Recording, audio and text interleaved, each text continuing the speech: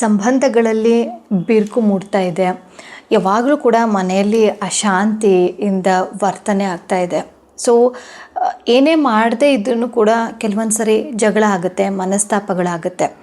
And ಪ್ರೀತಿ ಅನ್ನುವಂತಹ ಒಂದು ಭಾವನೆ ಆಗಿರ್ಬೋದು ಮನೆಯಲ್ಲಿ ಕಾಣಿಸ್ತಾ ಇಲ್ಲ ಅಂತ ಅಂದರೆ, ಇವತ್ತಿನ ಒಂದು ವಿಡಿಯೋದಲ್ಲಿ ಸಿಂಪಲ್ ಆಗಿರುವಂತಹ ವೈಟ್ ಫ್ಲವರನ್ನು ಉಪಯೋಗಿಸ್ಕೊಂಡು, ಅಂದರೆ ಬಿಳಿಯ ಒಂದು ಹೂವನ್ನು ಉಪಯೋಗಿಸ್ಕೊಂಡು ಹೇಗೆ ಎನರ್ಜಿ, ಆ ಒಂದು ಬಿಳಿಯ ಹೂವಿನಲ್ಲಿರುವಂತಹ ಎನರ್ಜಿಯನ್ನು ಉಪಯೋಗಿಸ್ಕೊಂಡು ನಿಮ್ಮ ಸಂಬಂಧಗಳಲ್ಲಿ ಹೇಗೆ ಸುಧಾರಿಸಬಹುದು ಅಂತ ಅನ್ನುವಂಥದ್ದನ್ನು ನಾನು ಈ ಒಂದು ವಿಡಿಯೋದಲ್ಲಿ ಶೇರ್ ಮಾಡ್ತೀನಿ. ಸೊ ವಿಡಿಯೋವನ್ನು ಕೊನೆ ತನಕ ನೋಡಿ. ವಿಡಿಯೋ ಸ್ಟಾರ್ಟ್ ಮಾಡೋಕ್ಕಿಂತ ಮುಂಚೆ ನನ್ನ ಹೆಸರು ಡಾಕ್ಟರ್ ವರ್ಣಿಕಾ ಜಿ ಎನ್. ನಾನು ಮ್ಯಾನಿಫೆಸ್ಟೇಷನ್ ಕೋಚ್. ಈ ಒಂದು ಚಾನಲಲ್ಲಿ ನಿಮಗೆ ಮ್ಯಾನಿಫೆಸ್ಟೇಷನ್ ಟೆಕ್ನಿಕ್ ಬಗ್ಗೆ, ಹೋಪನೋಪನೋ ಬಗ್ಗೆ ಎಲ್ಲದೂ ಕೂಡ ನಾನು ಹಾಕ್ತಾ ಹೋಗ್ತೀನಿ. ಸೊ ಹಾಗಾಗಿ ನೀವು ಸಬ್ಸ್ಕ್ರೈಬ್ ಮಾಡಿಕೊಂಡು ನೋಡಿ. ಸೊ ಆಲ್ರೆಡಿ ಸಬ್ಸ್ಕ್ರೈಬ್ ಮಾಡ್ಕೊಂಡಿದ್ದೀರಾ ಅಂತ ಅಂದರೆ ಸೊ ಧನ್ಯವಾದಗಳು. ಯಾಕೆ ಇಲ್ಲಿ ಬಿಳಿ ಹೂ ಅಂದರೆ ವೈಟ್ ಫ್ಲವರನ್ನೇ ನಾನು ಚೂಸ್ ಮಾಡಿರುವಂಥದ್ದು ಈ ಒಂದು ಮ್ಯಾನಿಫೆಸ್ಟೇಷನ್ ಟೆಕ್ನಿಕ್ಕಿಗೆ ಅಂತ ಅಂದರೆ, ವೈಟ್ ಅಂತ ಅಂದ ತಕ್ಷಣವೇ ಎಲ್ಲರಿಗೂ ಕೂಡ ಒಂದು ಗೊತ್ತು, ಅದು ಶಾಂತಿಯ ಒಂದು ಸಂಕೇತದ ಒಂದು ಬಣ್ಣ ಅಂತ. ಓಕೆ, ಸೊ ಈ ಒಂದು ಬಿಳಿಯ ಬಣ್ಣದಲ್ಲಿ ಹೇಗೆ ಶಾಂತಿಯ ಒಂದು ಸಂಕೇತ ಇರುತ್ತೋ ಅದೇ ರೀತಿ ದೈವಿಕ ಶಕ್ತಿನೂ ಕೂಡ ಹೊಂದಿರುತ್ತೆ. ಸೊ ಲಕ್ಷ್ಮಿಯ ಒಂದು ಪೂಜೆಗೆ ನಾವು ಎಲ್ಲರಿಗೂ ಕೂಡ ಗೊತ್ತು, ಮಲ್ಲಿಗೆ ಹೂಗಳನ್ನು ನಾವು ದೇವಿಗೆ ಅರ್ಪಣೆಯನ್ನು ಮಾಡ್ತೀವಿ. ಯಾಕೆ ಅಂತ ಅಂದರೆ ಲಕ್ಷ್ಮಿಗೆ ಬಿಳಿಯ ಹೂಗಳು ಅಂತಂದರೆ ಇಷ್ಟ ಆಗುತ್ತೆ. ಸೊ ಹಾಗಾಗಿ ಈ ಒಂದು ಬಿಳಿಯ ಹೂವಿನ ಒಂದು ಏನು ವೈಟ್ ಕಲರ್ ಫ್ಲವರ್ಸ್ ಯಾವುದೇ ಆಗಿರ್ಬೋದು, ಅದು ಮಲ್ಲಿಗೆ ಆಗಿರ್ಬೋದು, ಲಿಲ್ಲಿ ಫ್ಲವರ್ಸ್ ಅಂತ ಹೇಳ್ತೀವಿ. ಸೊ ಎನಿ ವೈಟ್ ಫ್ಲವರ್ಸನ್ನು ನೀವು ಉಪಯೋಗಿಸ್ಕೊಂಡು ಇದು ಏನು ಮಾಡುತ್ತೆ, ಯೂಶ್ವಲ್ ಆಗಿ ಏನು ಮಾಡುತ್ತೆ ಅಂತಂದರೆ, ಫಸ್ಟ್ ಆಫ್ ಆಲ್ ಕಾನ್ಷಿಯಸ್ಗೆ ಗೊತ್ತು ವೈಟ್ ಕಲರ್ ಅಂದ ತಕ್ಷಣವೇ ಇಲ್ಲಿ ಒಂದು ಏನು ಶಾಂತಿಯ ಸಂಕೇತ, ಪ್ಯೂರ್ ಅಂತ ಅನ್ನುವಂಥದ್ದು, ಸ್ವಚ್ಛತೆ ಇರುವಂಥದ್ದು ಅಂತ ಹೇಳಿಬಿಟ್ಟು ಕಾನ್ಷಿಯಸ್ ಮೈಂಡಿಗೆ ಗೊತ್ತಿರುತ್ತೆ. ಆ್ಯಂಡ್ ಯಾವಾಗಲೂ ಕೂಡ ಈ ಒಂದು ಮಲ್ಲಿಗೆ ಹೂ ಆಗಿರ್ಬೋದು, ಲಿಲ್ಲಿ ಹೂ ಆಗಿರ್ಬೋದು, ಇದೆಲ್ಲದೂ ಕೂಡ ಒಂದು ಸುಗಂಧ ಭರಿತವಾಗಿರುವಂತಹ ಒಂದು ಸುವಾಸನೆ ಇರುವಂತಹ ಏನು ಹೂಗಳು. ಸೊ ಇದನ್ನು ಯಾವಾಗ ನೀವು ಕೈಯಲ್ಲಿ ಇಟ್ಕೊಂಡಿರ್ತೀರೋ, ಸೊ ಆ ಒಂದು ಸುವಾಸನೆ ನಿಮ್ಮ ಒಂದು ಬ್ರೈನಲ್ಲಿ ಇರುವಂತಹ ಏನೇ ದ್ವೇಷದ ಮನೋಭಾವನೆ ಆಗಿರ್ಬೋದು, ಆ್ಯಂಡ್ ಅವಮಾನದ ಒಂದು ಭಾವನೆ ಆಗಿರ್ಬೋದು, ನನ್ನನ್ನು ನೋವು ಕೊಟ್ಟಿದ್ದಾರೆ ಅನ್ನುವಂತಹ ಭಾವನೆ ಆಗಿರ್ಬೋದು, ಸೊ ಇದೆಲ್ಲದನ್ನು ಕೂಡ ನಿಮಗೆ ನ್ಯೂಟ್ರಲೈಸ್ ಮಾಡುವಂತಹ ಎಫೆಕ್ಟ್ ಏನಾಗಿರುತ್ತೆ ಅಂತಂದರೆ ಈ ಒಂದು ಬಿಳಿ ಹೂವಿನಲ್ಲಿರುವಂತಹ ಸುಗಂಧಕ್ಕೆ ಇರುತ್ತೆ. ಆ್ಯಂಡ್ ಮನಸ್ಸನ್ನು ಅದು ಕಾಮ್ ಡೌನ್ ಮಾಡುತ್ತೆ. ಸೊ ಹಾಗಾಗಿ ಬಿಳಿ ಹೂವನ್ನು ಉಪಯೋಗಿಸ್ಕೊಂಡು ಈ ಒಂದು ಮ್ಯಾನಿಫೆಸ್ಟೇಷನ್ ಟೆಕ್ನಿಕ್ಕನ್ನು ನಾನು ಹೇಳ್ಕೊಡ್ತೀನಿ. ಸೊ ಹೇಗೆ ಮ್ಯಾನಿಫೆಸ್ಟೇಷನನ್ನು ಮಾಡೋದು ಅಂತ.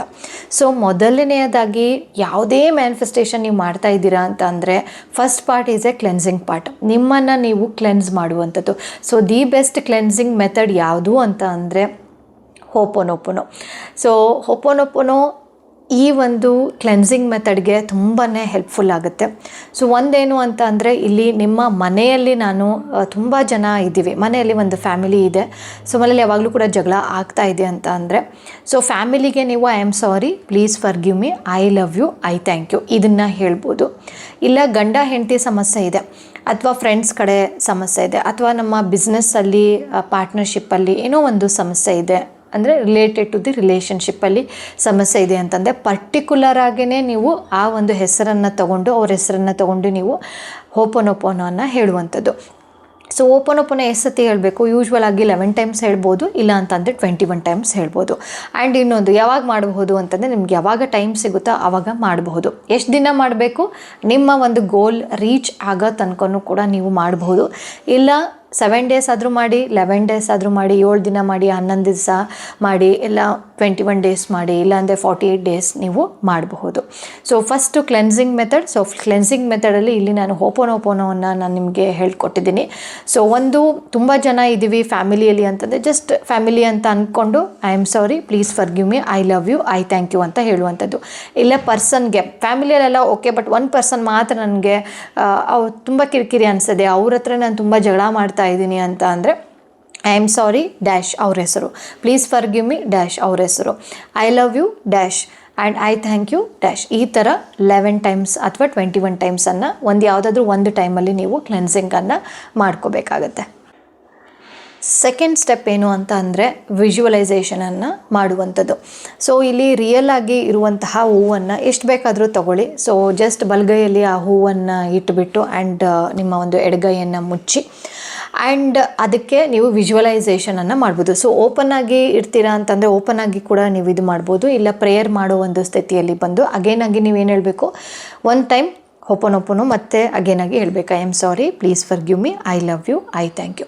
ಸೊ ಈಗ ವಿಜುವಲೈಸೇಷನನ್ನು ಹೇಗೆ ಮಾಡೋದು ಅಂತ ಅಂದರೆ, ನಿಮ್ಮ ಕೈಯಲ್ಲಿ ಇರುವಂತಹ ಹೂವಿನಲ್ಲಿರುವಂತಹ ಒಂದು ಬೆಳಕಿನ ಶಕ್ತಿ ಇದೆ. ಓಕೆ, ಬಿಳಿ ಬೆಳಕಿನ ಶಕ್ತಿ ಆ ಒಂದು ಹೂವಿಗಿದೆ ಅಂತೇಳ್ಬಿಟ್ಟು ಇಮ್ಯಾಜಿನ್ ಮಾಡಿಕೊಂಡು ಆ್ಯಂಡ್ ನಿಮ್ಮ ಸುತ್ತಲೂ ಇದನ್ನು ಕುತ್ಕೊಂಡು ಮಾಡಿ, ಸೊ ದಟ್ ನಿಮಗೆ ಚೆನ್ನಾಗಿ ಒಂದು ಅಲೈನ್ಮೆಂಟ್ ಸಿಗಲಿಕ್ಕೆ ಹೆಲ್ಪ್ ಆಗುತ್ತೆ.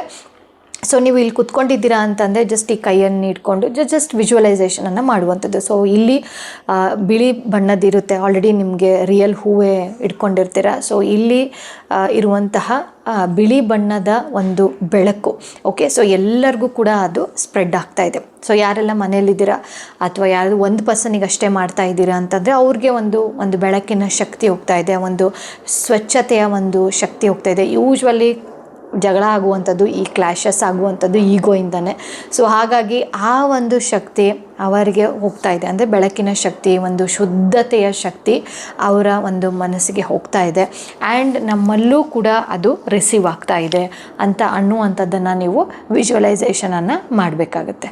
ಸ್ಟೆಪ್ ನಂಬರ್ 3, ವಿಜುವಲೈಸೇಷನ್ ಮಾಡಿರುವಂತಹ ಒಂದು ಎನರ್ಜೈಸ್ ಮಾಡಿರುವಂತಹ ಏನು ನಾವು ಮಾಡಿರ್ತೀವಲ್ಲ, ಸೊ ಆ ಒಂದು ಹೂ ಅಲ್ಲೇ ಇರುತ್ತೆ.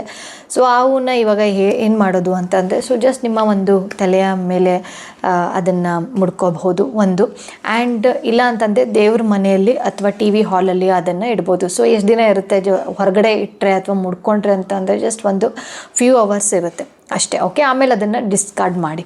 ಓಕೆ, ಈ ರೀತಿ ನೀವು ಪ್ರತಿದಿನ ಬಿಳಿ ಹೂಗಳನ್ನು ಇಟ್ಕೊಂಡು ಮಾಡ್ತೀನಿ ಅಂತಂದರು ಆದರೂ ಕೂಡ ಓಕೆ. ಸೊ 7 ಡೇಸ್ ಆಗಿರ್ಬೋದು, 21 ಡೇಸ್ ಆಗಿರ್ಬೋದು, 48 ಡೇಸ್ ಆಗಿರ್ಬೋದು.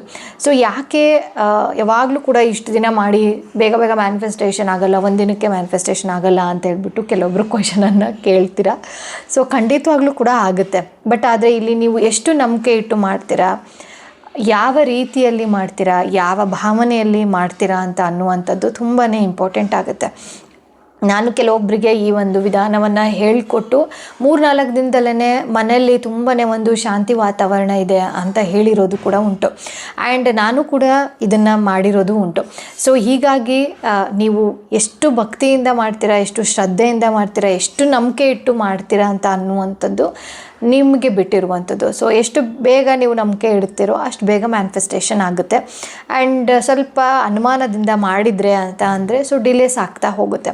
ಸೊ ಅದು ನಿಮಗೆ ಬಿಟ್ಟಿದ್ದು. ಓಕೆ, ಸೊ ಇದೇ ರೀತಿ ಡೇ ಟು ಡೇ ಲೈಫಲ್ಲಿ ನಿಮಗೆ ಪಾಸಿಟಿವ್ ಆಗಿ ಇರಬೇಕು ಅಂತ ನಿಮಗೆ ಇಷ್ಟ ಇದೆ ಅಂತ ಅನಿಸಿದೆ. ಬಟ್ ಅದೇ ಮ್ಯಾನಿಫೆಸ್ಟೇಷನ್ ಎಲ್ಲ ಓಕೆ, ಬಟ್ ಆದರೆ ಹೇಗೆ ನಾನು ಮಾಡುವಂಥದ್ದು, ಡೈಲಿ ಹೇಗೆ ಅದನ್ನು ಪ್ರಾಕ್ಟೀಸ್ ಮಾಡುವಂಥದ್ದು ಅಂತ ನಿಮ್ಮ ಒಂದು ಕ್ವಶನ್ ಏನಾದರೂ ಆಗಿದ್ದರೆ, so welcome to my community. So 5 days daily miracle practice ಎಂಬ ಸೆಷನ್ಗೆ ನಿಮಗೆಲ್ಲರಿಗೂ ಕೂಡ ಸ್ವಾಗತ. ಸೊ 5 ಡೇಸ್ ಟೋಟಲಿ ಫ್ರೀ ಆಗಿರುತ್ತೆ. ಸೊ ಇದಕ್ಕೆ ಹೇಗೆ ಜಾಯ್ನ್ ಆಗೋದು ಅಂತಂದರೆ, ಕೆಳಗಡೆ ಕೊಟ್ಟಿರುವಂತಹ ಡಿಸ್ಕ್ರಿಪ್ಷನ್ ಬಾಕ್ಸಲ್ಲಿ ವಾಟ್ಸಪ್ಪಿಂದು ಒಂದು ಕಮ್ಯುನಿಟಿಯ ಒಂದು ಲಿಂಕ್ ಇರುತ್ತೆ. ಸೊ ಆ ಲಿಂಕಿಗೆ ಜಸ್ಟ್ ನೀವು ಜಾಯ್ನ್ ಆಗ್ಬೋದು. ಅಲ್ಲಿ ನಾನು ಯಾವಾಗ ಈ ಒಂದು ಡೈಲಿ ಮಿರಾಕಲ್ ಪ್ರಾಕ್ಟೀಸ್ ಯಾವಾಗ ನಡೆಯುತ್ತೆ, ಯಾವ ಒಂದು ಟೈಮಲ್ಲಿ ನಡೆಯುತ್ತೆ, ಸೊ ಇದೆಲ್ಲದೂ ಕೂಡ ಆ ಒಂದು ನಾನು ಕಮ್ಯುನಿಟಿಯಲ್ಲಿ ಪೋಸ್ಟಲ್ಲಿ ನಾನು ಶೇರ್ ಮಾಡ್ತೀನಿ. ಓಕೆ, ಸೊ ಕಮ್ಯುನಿಟಿಯಲ್ಲಿ ಇದ್ರೇ ನಿಮಗೆ ಝೂಮ್ ಲಿಂಕ್ ಸಿಗೋಕ್ಕೆ ಸಾಧ್ಯ ಆಗುತ್ತೆ, ಯಾಕಂದರೆ ಬೇರೆ ಕಡೆ ನಾನು ಎಲ್ಲೂ ಕೂಡ ಶೇರ್ ಮಾಡೋದಿಲ್ಲ. ಸೊ ಹಾಗಾಗಿ ಕಮ್ಯುನಿಟಿಯಲ್ಲೇ ನಾನು ಶೇರ್ ಮಾಡ್ತೀನಿ. ಸೊ ಗ್ರೂಪಲ್ಲೇ ಇರಿ. ಓಕೆ, ಸೊ ಈ ಒಂದು ಮ್ಯಾನಿಫೆಸ್ಟೇಷನ್ ಟೆಕ್ನಿಕ್ ನಿಮಗೆಲ್ಲರಿಗೂ ಕೂಡ ಇಷ್ಟ ಆಗಿದೆ ಅಂತ ಹೇಳ್ಬಿಟ್ಟು ಭಾವಿಸಿದ್ದೀನಿ. ಮುಂದಿನ ವಿಡಿಯೋದಲ್ಲಿ ಸಿಗ್ತೀನಿ. Signing off doctor Varnika GN.